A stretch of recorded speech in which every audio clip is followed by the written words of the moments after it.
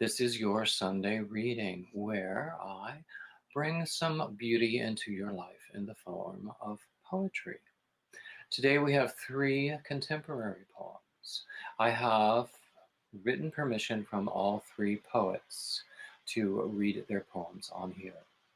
The first one is called Separated by a Common Language, and it's by John Watt.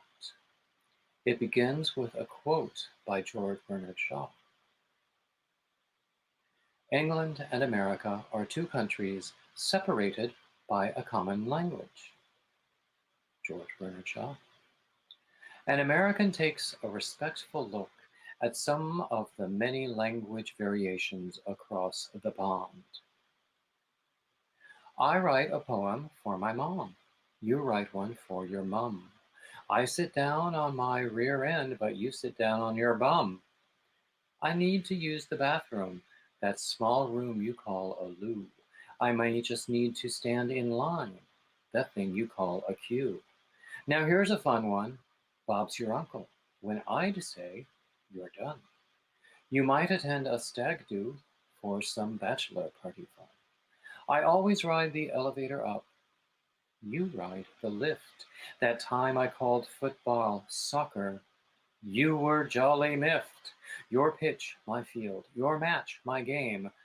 We never say 0-0.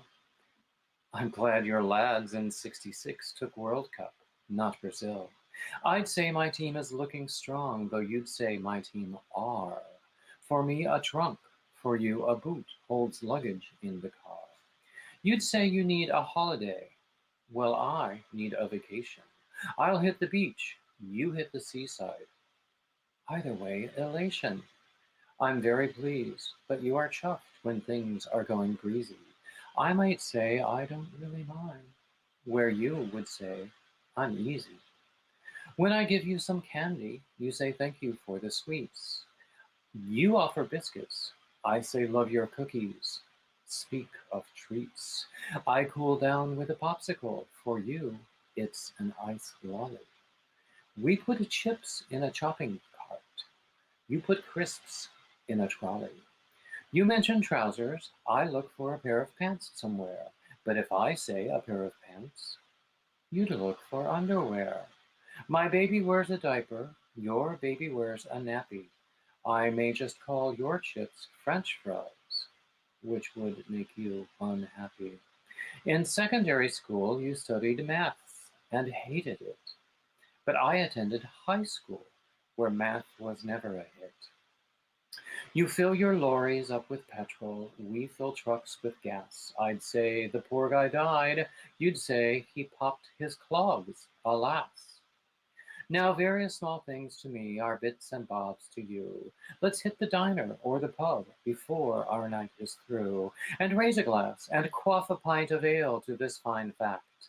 While I'm amazed at all these things, you're downright gobsmacked.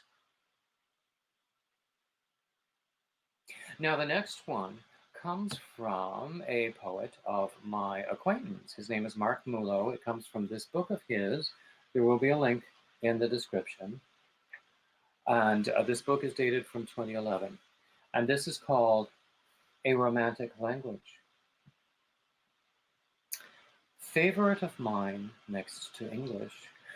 Really having the tongue for it and enjoying a gourmet dish. Every word and sound has its own flair. Nothing sounds like a bonbon et éclair. Crêpes are very flat pancakes. Hear ye to La Française, as such a lovely langue does it make.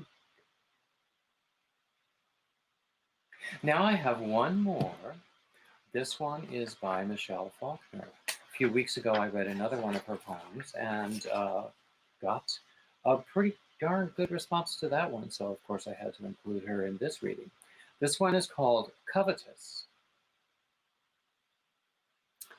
Is it a crime to pry apart rhyme, stitch lines unhitched from native consequence?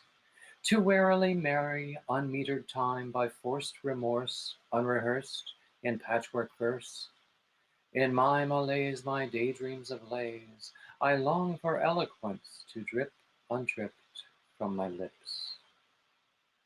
The devil rides my prideful hide, chastised with whip and spur, damning the span between who I am and who I wish I were.